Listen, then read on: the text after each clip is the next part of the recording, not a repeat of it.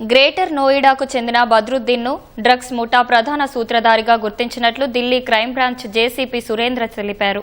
Delhi crime branch, Telangana పోలీసులు సంయుక్తంగా గురువారం ఢిల్లీలోని 18 ప్రాంతాల్లో 18 బృందాలుగా ఏర్పడి ఏకకాలంలో దాడులు నిర్వహించినట్లు చెప్పారు.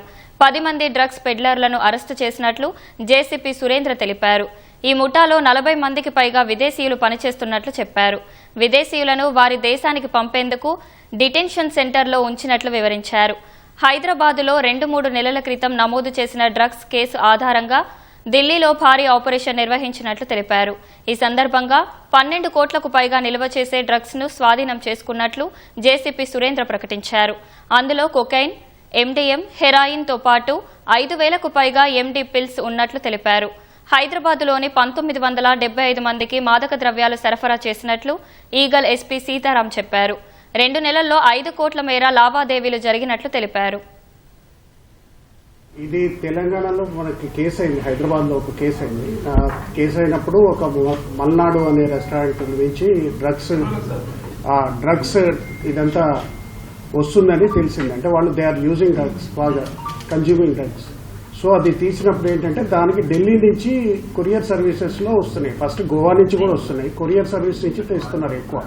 ఆ కొరియర్ సర్వీస్ని ఐడెంటిఫై చేసి దాని వెనక ఎవరున్నారు, కొరియర్కి ఎవరు వచ్చి పార్సిల్స్ ఇస్తున్నారు అన్నది కూడా ఐడెంటిఫై చేయడం జరిగింది.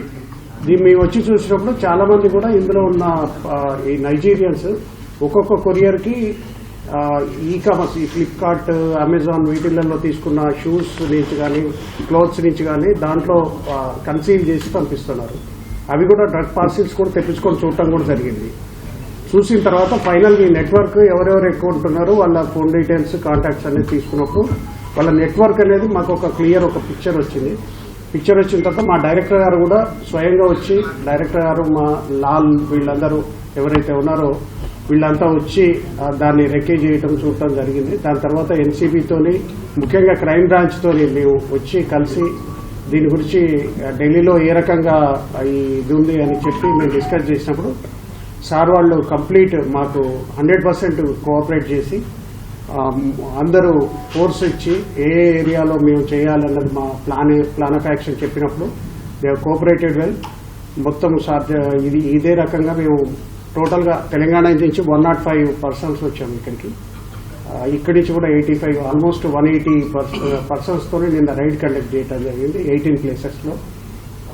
సో డ్రగ్ కూడా మంచి పెద్ద మొత్తంలో దొరికింది.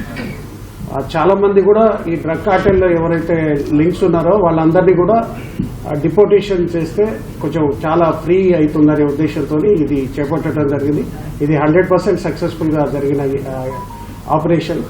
ఇది దాదాపు అక్కడి నుంచి కొరియర్ సర్వీసెస్ కి ఓన్లీ తెలంగాణలో 1975 కన్స్యూమర్స్ కి దే ఆర్ సప్లయింగ్ ఎవ్రీడే.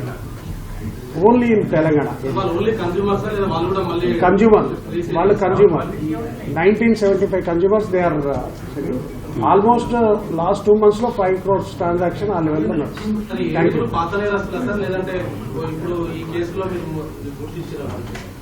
వీళ్ళు ఈ కేసులో గుర్తించారు.